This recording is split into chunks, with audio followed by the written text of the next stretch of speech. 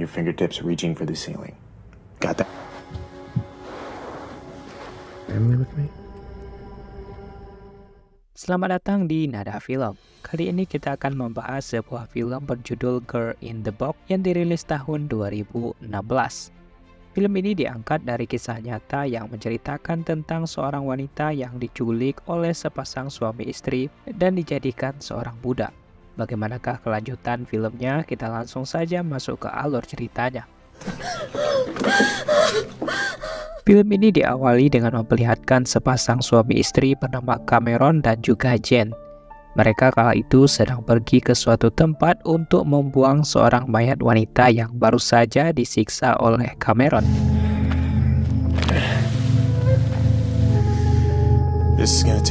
Sang istri nampak merasa berdosa dengan apa yang telah dilakukan oleh suaminya, dan sang suami mengatakan kalau apa yang terjadi hanyalah sebuah kecelakaan.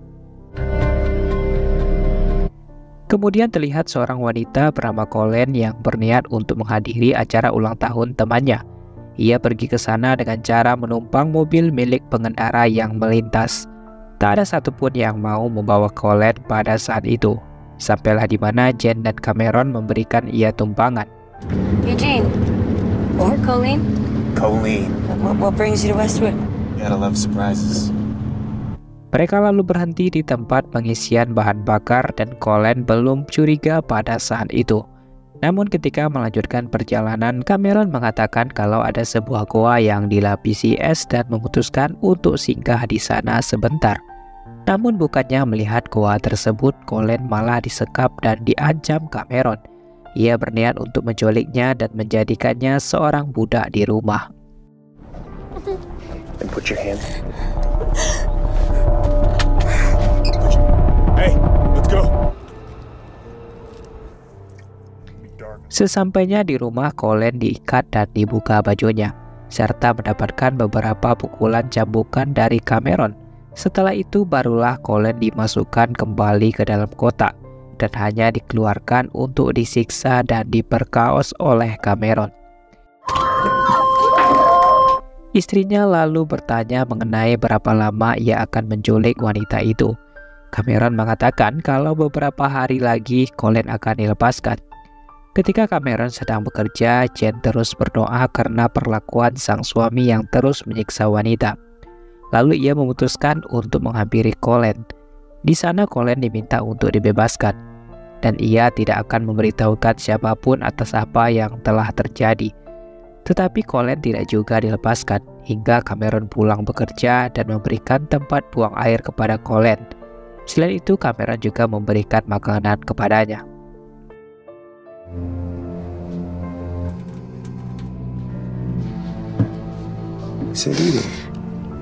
Jane lalu sangat ketakutan ketika turun ke dalam basement karena Colleen tidak henti-hentinya berteriak. Sebelum mereka berdua menikah, sebenarnya Jane sudah mengetahui kalau sifat Cameron seperti itu. Ia sangat terobsesi melihat wanita diikat dan disiksa. Namun Colleen sudah berjanji untuk mengikuti perintah dari suaminya, dan Colleen juga meminta Cameron untuk tidak bercocok tanam dengannya. Lalu Cameron pun setuju dengan hal itu. You scare me sometimes. Come here. As long as she's here, I won't have. Promise me you won't. Karena Colleen akan disekap dalam waktu yang cukup lama, Cameron membuat sebuah peti untuk menjadi tempat tinggal Colleen. Di dalam kota itu, Colleen sempat menyesal karena telah menolak tawaran sang ayah untuk menyuruh ia menaiki bis menuju ke rumah temannya. Why don't I just give you a bite? Have it your way. Seseorang lalu menelpon keluarga Colleen dan meminta uang sewa. Tetapi diketahui kalau Colleen sudah tidak pulang beberapa hari. Sang ayah yang mencemaskan anaknya memutuskan untuk melaporkan hal itu kepada pihak kepolisian. Tetapi karena usianya yang sudah menginjak 20 tahun, pihak kepolisian tidak mau melakukan pencarian karena Colleen sudah dianggap dewasa. Jane lalu menghampiri suaminya yang sedang bekerja sebagai tukang kayu. Kedatangannya ke sana adalah untuk mengabarkan kalau ia kini sedang mengandung seorang anak. Namun reaksi dari Cameron tampak biasa saja mengetahui hal itu. You just got pregnant. I'll risk all that? 231 hari setelah Colin disekap, terlihat kalau Jen dan Cameron baru pulang dari rumah sakit. Ternyata Jen baru saja mengalami kecelakaan. Di dalam rumah, Cameron sempat berpikir untuk membuat Colin tidak berani melarikan diri. Ia lalu menunjukkan sebuah surat kabar kepada Colin mengenai sebuah perusahaan yang bekerja sama dengannya, yaitu perusahaan yang menyediakan budak. Jika Colin berani melarikan diri, maka keluarganya menjadi terancam atau diburu oleh perusahaan tersebut. Tentu hal itu membuat Colin takut dan tak berani melakukannya. Cameron juga meminta Colin untuk menandatangani sebuah surat yang mana surat itu merupakan persetujuan untuk menjadikan Colin sebagai budak di rumah itu. It's a company contract. I think there's a guy from the company upstairs. What have I done? Sorry that you didn't.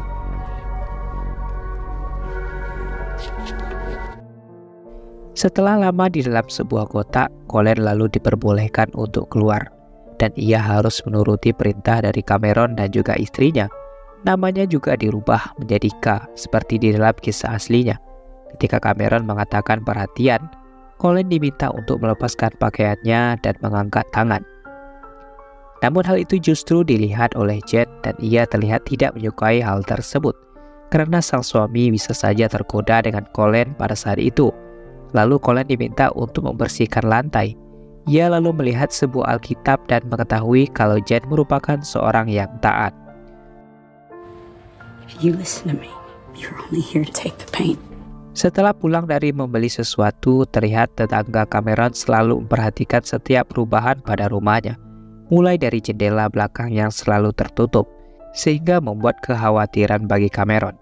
Kemudian ia memutuskan untuk pindah dari sana agar kejahatannya tidak terbongkar. Beberapa bulan kemudian Jen terlihat akan melahirkan. Lahiran itu hanya dibantu oleh Cameron, sedangkan Colin diminta untuk bersembunyi di bawah tempat tidur. Setelah lahir, mereka mendapatkan seorang anak berjenis kelamin perempuan yang diberi nama Amber, dan Colin meminta untuk menggendong anak tersebut.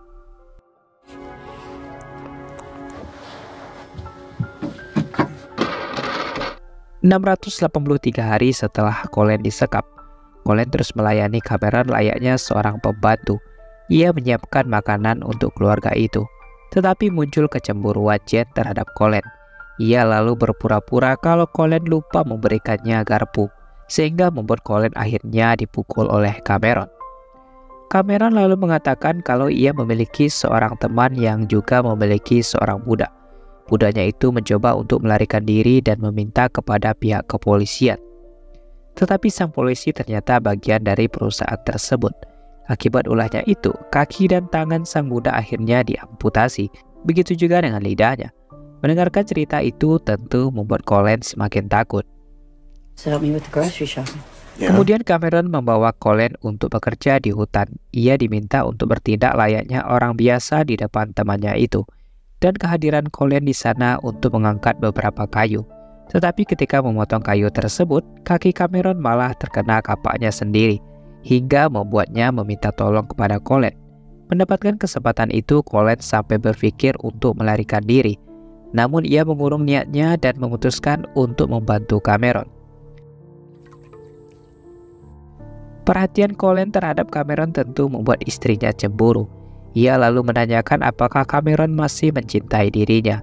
Cameron lalu mengatakan kalau Colin hanya dianggap sebagai budak dan tidak lebih dari hal itu. Ia lalu membuktikannya dengan cara melepaskan Colin dan akan bercocok tanam dengan sang istri di depan Colin. Tetapi terlihat kalau Cameron malah meraba tubuh Colin yang membuat sang istri menjadi marah. Hey, Cam, you promised. Come on, it was your... What do you want?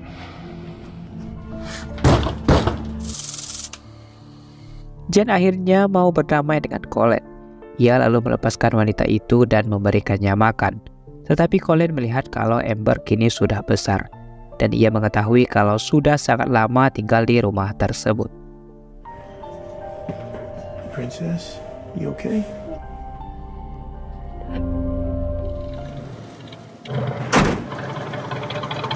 Ketika berada di dalam, Colin sempat berpikir bahwa apa yang sedang ia alami merupakan takdir dari Tuhan yang meminta ia untuk bersabar dalam cobaan yang didapatkan. Ia juga bermimpi dan tiba-tiba memiliki kekuatan untuk menghancurkan pintu kotak tersebut. Lalu ketika Cameron pulang bersama istrinya, ia melihat kalau kotak dalam keadaan kosong. Ternyata Colin keluar karena sedang kehausan.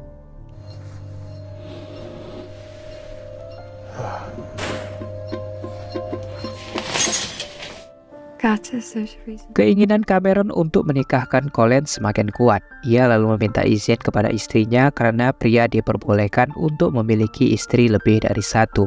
Hal itu agar membuat kedua wanita itu lebih akur lagi. Sebelum menjadi istrinya, Cameron memperkenalkan Colin kepada Amber agar mereka terbiasa bersama. Ketika Cameron pergi bekerja, Jane melepaskan Colin dan mengajak ia untuk membaca Alkitab bersama, di mana di dalam kitab tersebut mereka melihat keluarga ini seperti keluarga Abraham yang memiliki dua istri. Took Hagar, her maid, and gave Sarah and Hagar, or Hagar with her husband, the company. Just call me. Setelah memberikan makan, Colin diminta untuk menunggu di dalam kamar. Di sana Colin menanyakan sejak kapan Cameron melakukan hal itu. Ia mengatakan sudah terobsesi dengan wanita terikat pada usia 6 tahun. Ia juga menanyakan apa yang dilakukan Cameron jika apa yang dialami oleh Colin juga terjadi kepada anaknya. Tentu Cameron sangat marah dan akan membunuh orang tersebut. Dari perkataan Cameron itulah membuat Colin menyimpulkan suatu hal yang sama mengenai perasaan ayah Colin ketika mengetahui anaknya seperti itu. Cameron pun tersinggung dan menyuruh Colin untuk masuk ke dalam kota. Kedua wanita itu sekarang sudah semakin dekat satu sama lain. Hal itu terlihat ketika mereka pergi ke gereja berdua dan bermain bersama sang anak. Lalu Cameron menyuruh Jane untuk masuk ke kamar. Tentu saja hal itu bertujuan untuk menghukum sang istri yang membuat Amber menanyakan kenapa ibunya menangis. Mama crying.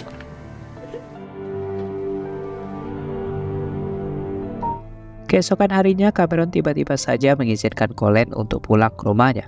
Namun sebelum itu Colin diminta untuk menarik pelatuk senjata yang diarahkan ke mulut Colin. Ternyata senjata itu tidak memiliki peluru dan Cameron akhirnya yakin kalau Colin dapat dipercaya.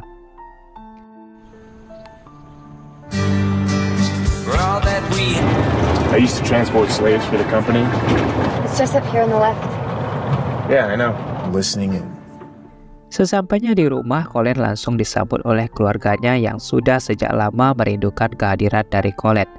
Di saat itu, Cameron mengatakan kalau ia bernama Mike dan akan menghadiri sebuah acara di hari itu, sehingga ia memutuskan untuk segera pergi.